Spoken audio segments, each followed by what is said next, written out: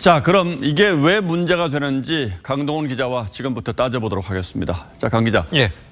부동산 가격 공시는 국토부 장관이 하게 돼 있죠. 예. 그런데 정부가 공시지가의 가이드라인을 준 게 왜 문제가 됩니까? 그러니까 이제 부동산 공시법 3조를 보면요. 네. 그러니까 국토부 장관이 이 표준지 공시지가를 조사, 평가 및 최종 공시 주체라고 되어 있긴 합니다. 자, 그런데 좀 더 자세히 살펴보면 이 표준지 공시지가를 조사, 평가할 때 둘 이상의 감정평가업자에게 이를 의뢰해야 한다. 이런 내용도 있습니다. 예.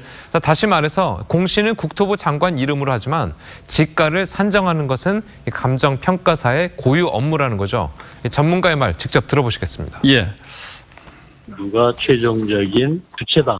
다시 말하자면 권한을 가지고 있다라고 해서 그 절차를 무시해도 된다는 얘기는 아니거든요.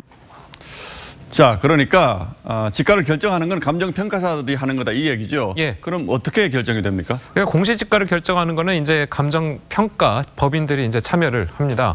보통 감정평가협회에서 일정 규모가 넘는 중대형 법인들을 뽑아서요.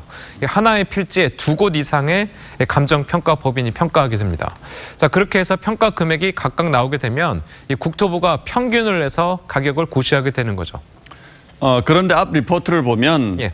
국토부 공무원이 감정평가사들을 불러놓고 공시지가의 가이드라인을 줬다 이렇게 했다는 거잖아요. 예. 근데 이걸 무시할 수는 없습니까? 그렇습니다. 왜냐하면 이 감정평가사들 입장에서는 이 정부의 업무를 위임받는 구조가 있기 때문에 이 국토부는 갑과 같은 존재입니다. 이 때문에 국토부가 아무리 예시로 감정평가 금액을 전달했다 하더라도 이 평가사들 입장에서는 지침으로 받아들일 수밖에 없다는 거죠. 그렇겠죠. 전문가들 얘기 다시 한번 들어보시겠습니다. 감정평가사의 활동이나 여러 가지 보수나 이런 문제들을 국토교통부가 통제하고 있기 때문에 어떻게 보면은 갑과을 관계라고 볼 수도 있습니다.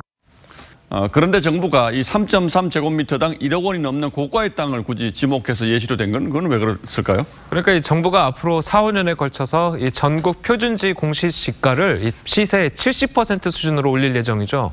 자, 일단 비싼 데부터 올리고 나머지는 순차적으로 올린다는 겁니다. 이 공시지가가 높아지면 보유세를 더 내기 때문인데요. 이 공시지가로 평당 1억 원이 넘는 땅을 소유한 건 부자들일 테니까 이 부자들한테 먼저 세금 부담을 주어서 이 조세 저항을 최소화하려는 의도로 보입니다. 자, 그런데 문제는 또 있습니다. 이 부동산을 소유한 부자들이 세금을 더 내게 된다면 이 결국 전월세 가격을 올리는 등 이 세입자들이 피해를 볼 수도 있다는 겁니다. 즉 조세 전가가 일어날 수도 있습니다. 예, 그러니까 부자들이 일단 세금 많이 내고 그 세금을 없는 사람들에게 전가한다 이런 얘기죠. 예. 예, 강동원 기자 잘 들었습니다.